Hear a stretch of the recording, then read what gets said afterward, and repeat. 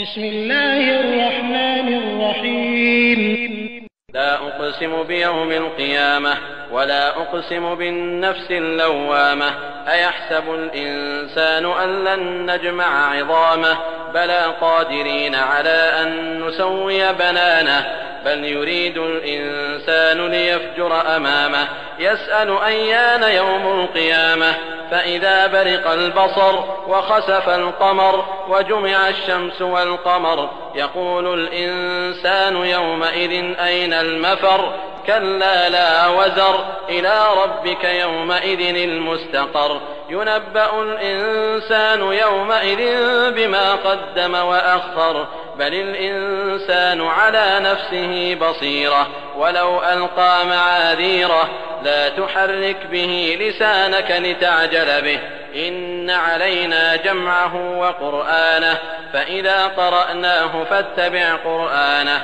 ثم إن علينا بيانه كلا بل تحبون العاجلة وتذرون الآخرة وجوه يومئذ ناظرة إلى ربها ناظرة ووجوه يومئذ باسرة تظن أن يفعل بها فاقرة كلا إذا بلغت التراقي وقيل من راق وظن أنه الفراق والتفت الساق بالساق إلى ربك يومئذ المساق. आरंभ अल्लाहच्या नावाने जो मोठा मेहरबान अतिशय दया करणारा आहे. शपथ आहे मला कयामतीच्या त्या दिवसाची आणि शपथ आहे मला त्या जीवाची जो स्वतः आपला धिक्कार करतो. काय मानव असा समज राखतो की आम्ही त्याची हाडं एकत्र करू शकत नाही? का नाही? आम्ही तर त्याचा एक एक जोड ठीक बसवून दुसऱ्यांदा निर्माण करण्यास समर्थ आहोत. परंतु नादान मनुष्य आपल्या वाईट कर्माला पुढे पाठवू इच्छितो. विचारतो कयामतीचा दिवस केव्हा येईल, जेव्हा डोळे दिपून जातील आणि चंद्राला ग्रहण लागेल, सूर्य आणि चंद्र दोघांना एकत्र केलं जाईल. त्या दिवशी मनुष्य ओरडू लागेल की कुठे पळून जाऊ. आता कुठेही पळून जाऊन आश्रय प्राप्त करू शकत नाही. तुझं ठिकाण आज तुझ्या पालनकर्त्यासमोर आहे. त्या दिवशी मानवाला दाखवलं जाईल की त्यानं पुढे काय पाठवलं होतं आणि मागे काय सोडलं होतं. उलट मनुष्य आपल्या मनाच्या अवस्थेवर स्वतःच साक्षी आहे.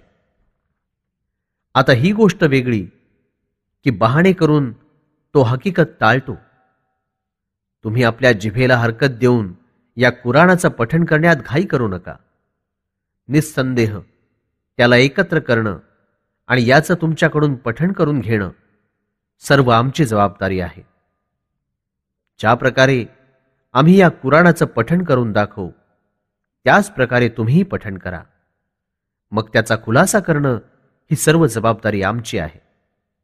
लोक हो, तुम्ही लवकर हाती येणाऱ्या या जगाच्या मोहपाशात अडकले आहात आणि आखिरतला सोडून देता. त्या दिवशी अनेक चेहरे फार तेजस्वी असतील, आपल्या रबकडे पाहणारे असतील, आणि काही चेहरे त्या दिवशी निस्तेज उदास असतील. त्यांची हाडं तुटून जातील आणि अशी वागणूक आपल्याला मिळणार आहे याची कल्पना त्यांना आता येईल.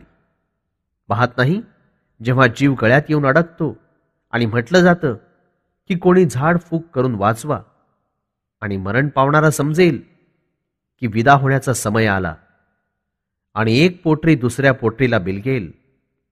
त्या दिवशी तुला आपल्या पालनकर्त्याकडे जावंच लागेल.